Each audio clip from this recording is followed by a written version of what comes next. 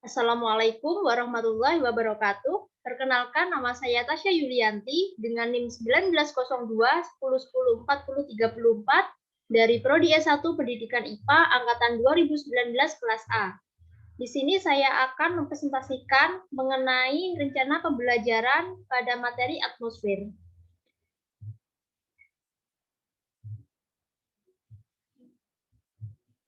Dengan satuan pendidikan SMP atau MTS, pada mata pelajaran Ilmu Pengetahuan Alam atau IPA dengan kelas 7 semester genap dan alokasi waktu 3 kali 40 menit atau 3 jam pelajaran.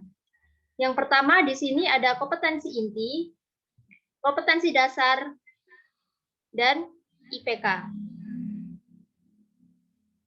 Untuk yang pertama yaitu kompetensi inti ketiga, memahami dan menerapkan pengetahuan faktual, konseptual, dan prosedural berdasarkan rasa ingin tahunya tentang ilmu pengetahuan, teknologi, seni budaya terkait fenomena dan kejadian tampak mata.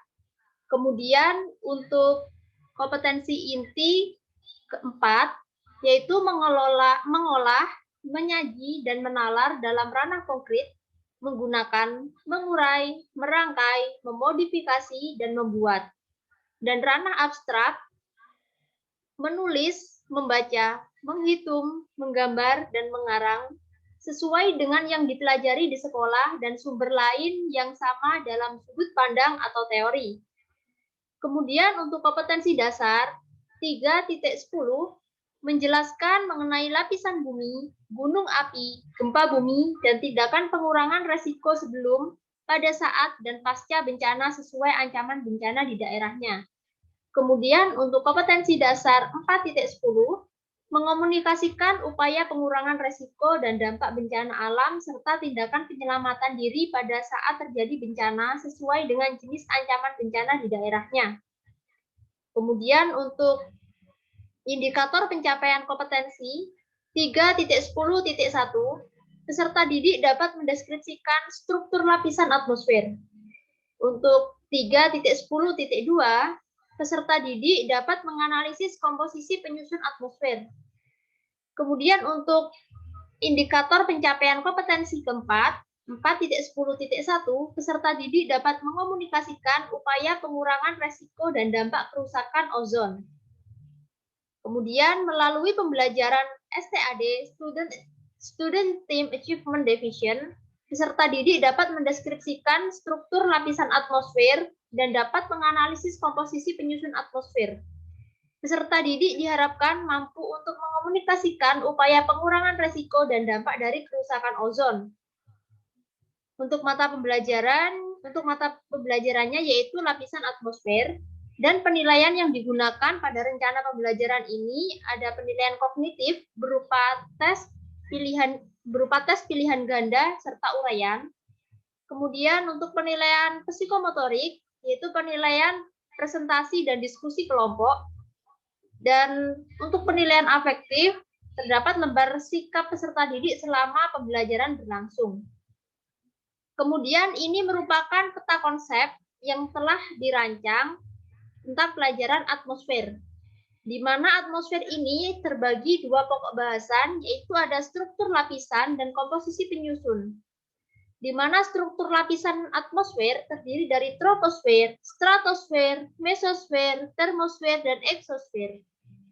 Kemudian untuk komposisi penyusunnya, di situ ada nitrogen, oksigen, argon, karbon dioksida, helium, dan ozon.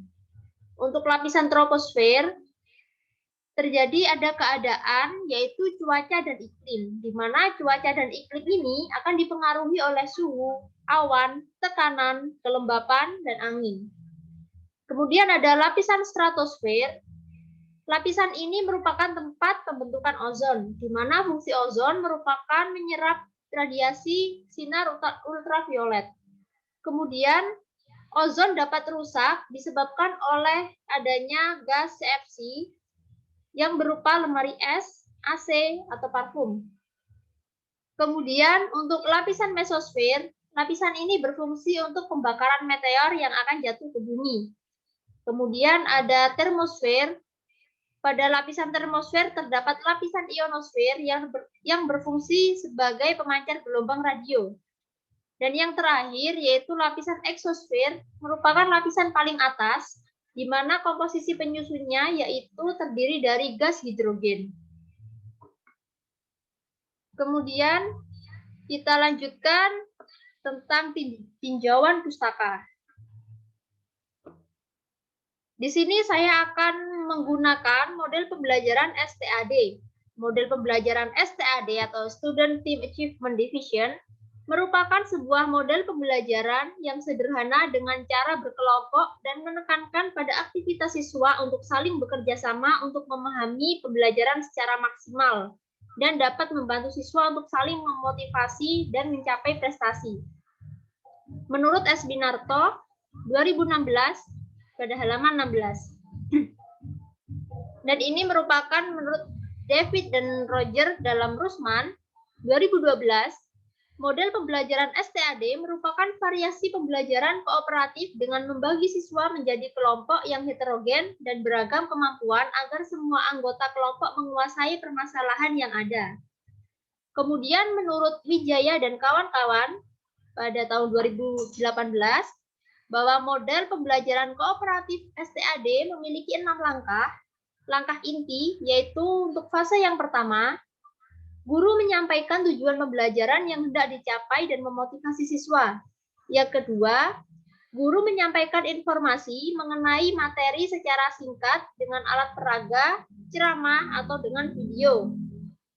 Kemudian untuk fase yang ketiga, siswa dibentuk kelompok yang terdiri dari 4-6 siswa tiap kelompok secara heterogen. Fase yang keempat, guru membimbing dan menilai siswa dalam belajar kelompok. Dari sini, siswa mendapat pengalaman baru, bisa bertukar pikiran dan bekerja sama untuk menyelesaikan tugas yang diberikan oleh guru. Kemudian untuk fase yang kelima, guru mengevaluasi hasil kerja siswa dan meluruskan hasil kerja yang kurang benar. Kemudian pada fase 6, merupakan fase penutup diisi dengan pemberian penghargaan pada kelompok yang kompak dan melakukan doa penutup. Model pembelajaran STAD ini melatih siswa untuk mengembangkan aspek kecakapan sosial, berinteraksi dengan teman secara langsung, dan dilatih mengembangkan keterampilan serta mendorong siswa untuk menghargai pendapat orang lain, melatih siswa untuk berani berbicara di depan kelas. Kemudian, langkah-langkah untuk model pembelajaran ini yaitu yang intinya ada 6, penyajian kelas, belajar kelompok, kuis, skor pengembangan, penghargaan kelompok, dan penutup. Kemudian, di sini merupakan alasan saya menggunakan model pembelajaran STAD. Yang pertama, melatih siswa bekerja sama dan kompak dalam kelompok, bisa saling berbagi ilmu dan mengajari teman yang belum bisa. Kemudian model ini dirasa tidak monoton karena terdapat adanya video pembelajaran, di mana dengan adanya video tersebut, siswa akan merasa tidak bosan. Kemudian yang ketiga, model presentasi secara acak ini akan membuat siswa harus belajar memahami lebih dalam materi yang dipelajarinya. Kemudian melatih siswa lebih percaya diri dan berani menjawab dalam presentasi dan diskusi kelompok. Kemudian evaluasi dari guru akan memantapkan materi yang telah dipelajari. Tes individu akan mengukur kemampuan siswa dalam mempelajari materi pada hari itu. Kemudian dengan model ini, siswa akan mengingat secara detail karena guru selalu mengulang materi pembelajarannya. Dengan seperti itu, siswa akan mudah mengingat apa yang dipelajari pada hari itu. Dan ini merupakan pembahasan mengenai atmosfer. Materi atmosfer. Atmosfer bumi terdiri dari campuran gas serta sedikit cairan dan padatan yang menyelimuti bumi, mulai dari permukaan bumi hingga luar angkasa. Atmosfer pada awalnya terbentuk dari letusan gunung berapi yang kaya akan nitrogen dan karbon dioksida, akan tetapi sedikit kandungan oksigen. Kemudian organisme fotosintetik mengelola karbon dioksida menjadi oksigen dan melepas oksigen tersebut ke atmosfer sebagai hasil pengelolaan makanan yang memanfaatkan cahaya matahari. Setelah terdapat oksigen di atmosfer, terbentuklah sebuah ozon atau O3. Nah, ozon ini memiliki peran yang sangat penting bagi keberlangsungan hidup di bumi. Ozon memiliki peran untuk melindungi bumi dari radiasi sinar ultraviolet. Kemudian di sini ada lapisan atmosfer, di mana lapisan atmosfer ini terbagi menjadi dua lapisan, ada lapisan atas dan lapisan bawah. Nah, untuk nama-nama secara detailnya, atmosfer ini terbagi menjadi 5 lapisan, di mana jika diurutkan dari bawah, maka ada troposfer, stratosfer, mesosfer, termosfer, dan eksosfer. Yang pertama, lapisan troposfer.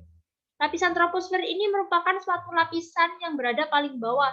Ketinggian troposfer terhitung mulai dari 0 permukaan laut hingga 10 kilo di atas permukaan laut. Sebagian besar bagian troposfer terbentuk dari uap air dan 75% terdiri dari gas-gas atmosfer. Troposfer ini merupakan tempat berlangsungnya sistem bumi seperti hujan, angin, salju, dan awan. Kemudian yang kedua adalah lapisan stratosfer. Lapisan ini memiliki ketinggian 10 hingga 50 km. Lapisan tersebut merupakan lintasan yang digunakan oleh pesawat terbang. Lapisan stratosfer memiliki sedikit awan, namun tidak ada aktivitas cuaca sehingga tidak mengganggu penerbangan. Dan lapisan ini tersusun atas gas ozon yang banyak. Kemudian yang ketiga, lapisan mesosfer. Lapisan mesosfer ini merupakan lapisan pelindung bumi dari benda luar angkasa. Lapisan ini terletak pada ketinggian 50 sampai 85 mdpl. Maaf, itu ada sedikit koreksi, maksudnya meter. Kemudian jika kalian pernah menyaksikan meteor seolah-olah melintasi bumi, namun kenyataannya meteor tersebut sedang menuju bumi. Namun meteor yang akan menuju bumi itu akan terbakar di atmosfer. Nah, meteor tersebut akan habis terbakar pada lapisan mesosfer ini. Kemudian yang keempat ada lapisan termosfer. Lapisan termosfer ini memiliki ketinggian 85 sampai 500 meter di atas permukaan laut. Lapisan ini memiliki suhu yang amat panas. Suhu pada lapisan ini mencapai 1982 Celcius. Lapisan ini berfungsi sebagai tempat mengorbit teleskop Hubble dan pesawat ulang-alik serta berfungsi untuk pelindung bumi dari radiasi sinar ultraviolet. Kemudian lapisan yang kelima yaitu lapisan eksosfer.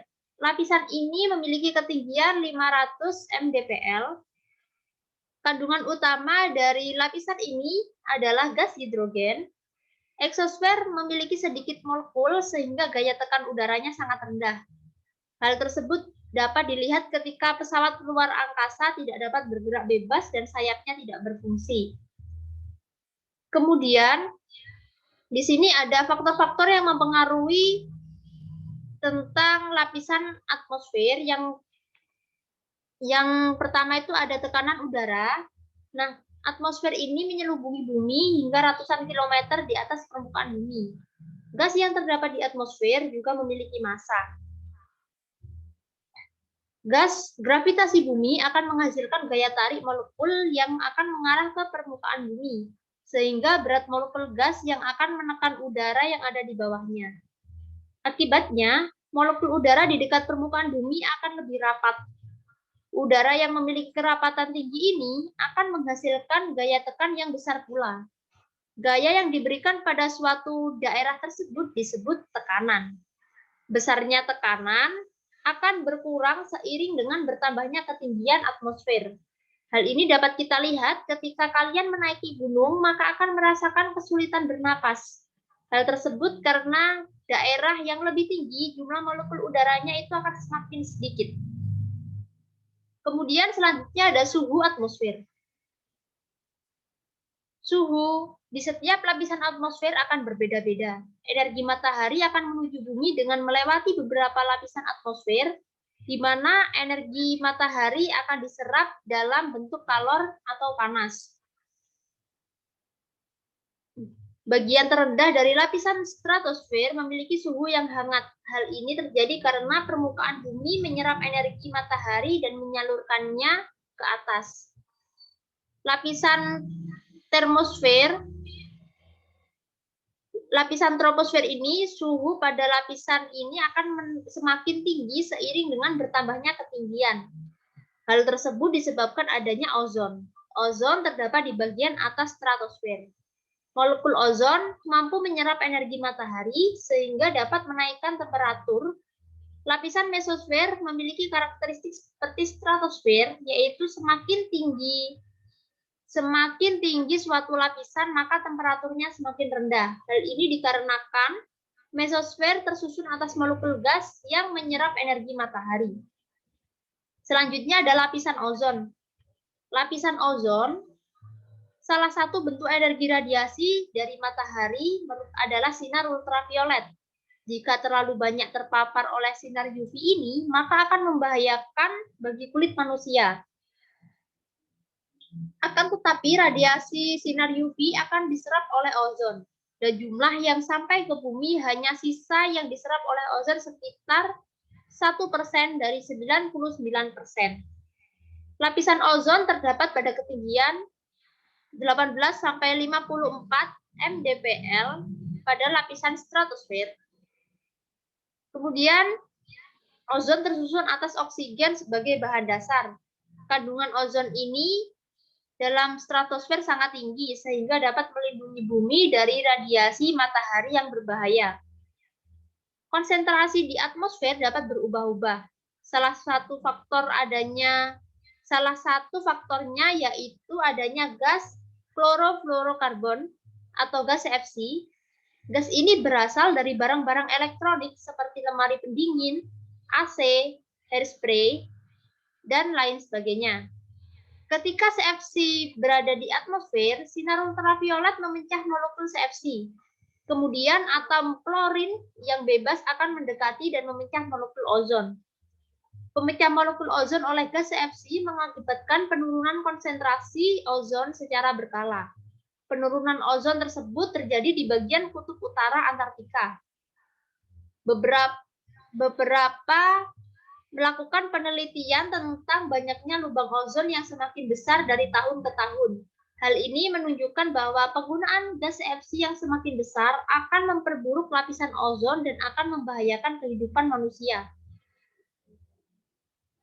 Selanjutnya, di sini merupakan rencana pembelajaran di mana untuk satuan pendidikan yaitu SMP pada kelas 7 semester 2 dengan mata pelajaran ilmu pengetahuan alam, materi pokok atmosfer, dengan alokasi waktu 3 jam pelajaran atau 3 kali 40 menit.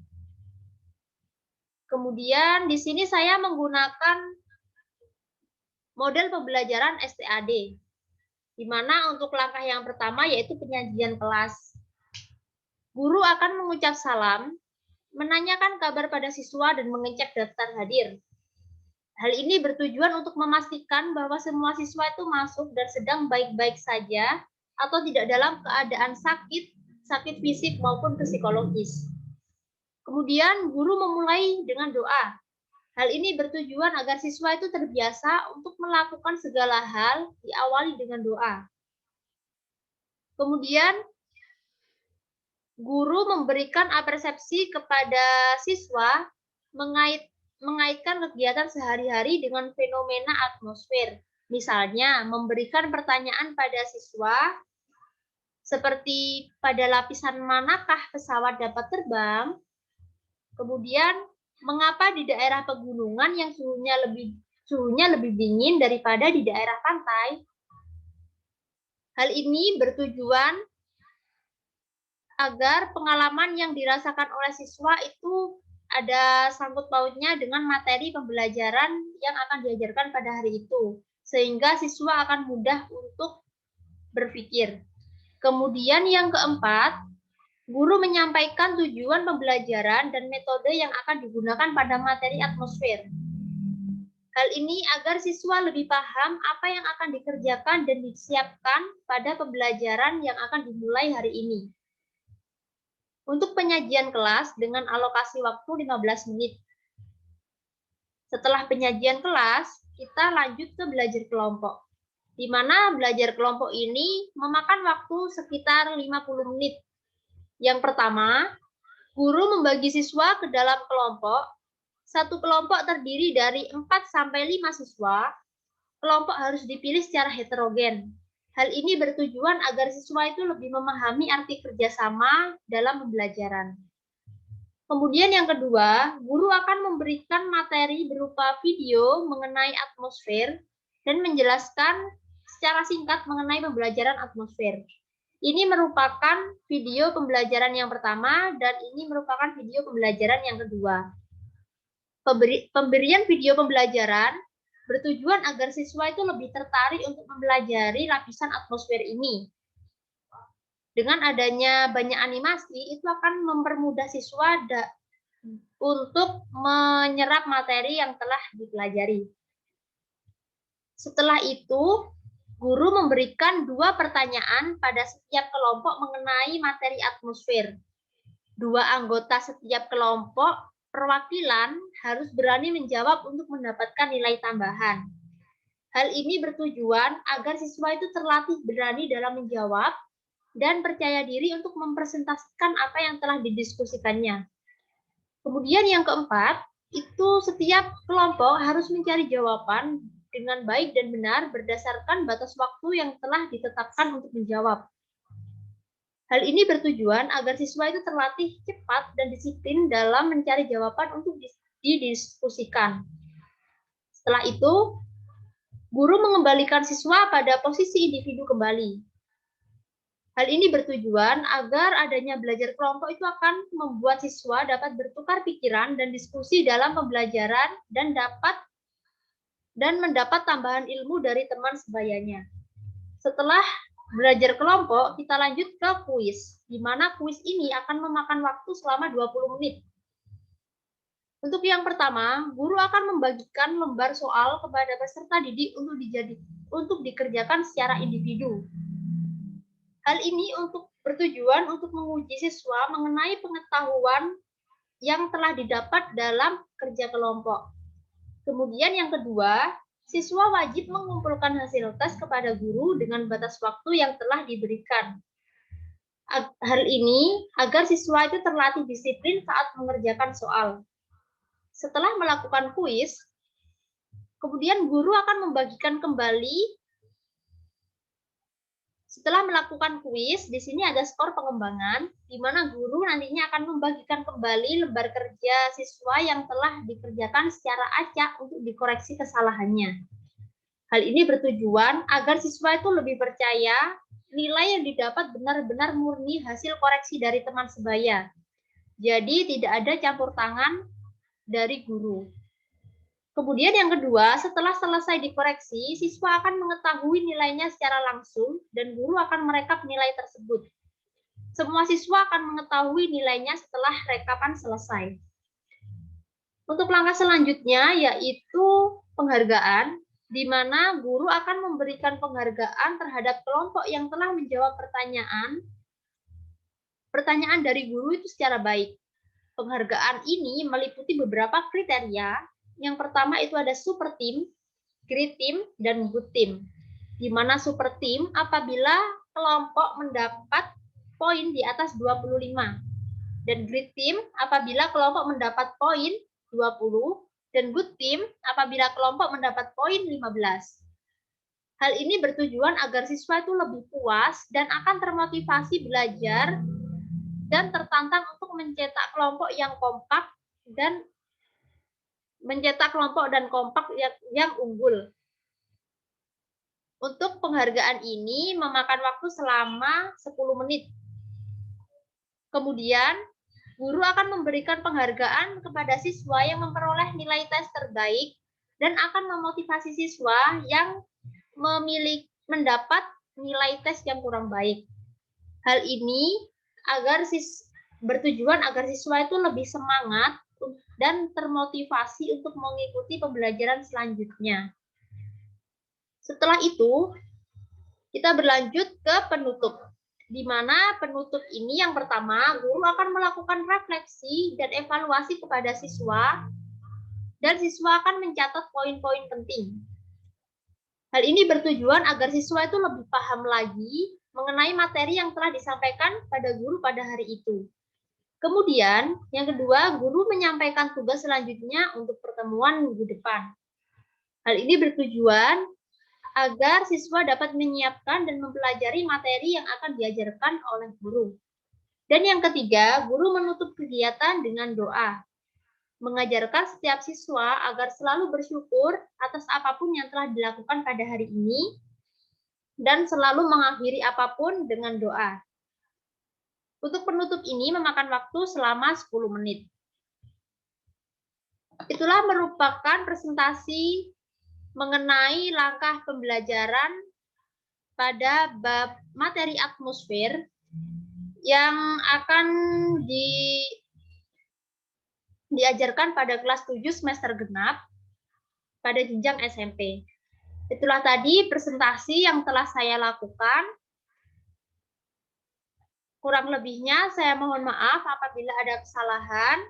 Wabillahi taufiq wal hidayah. Wassalamualaikum warahmatullahi wabarakatuh.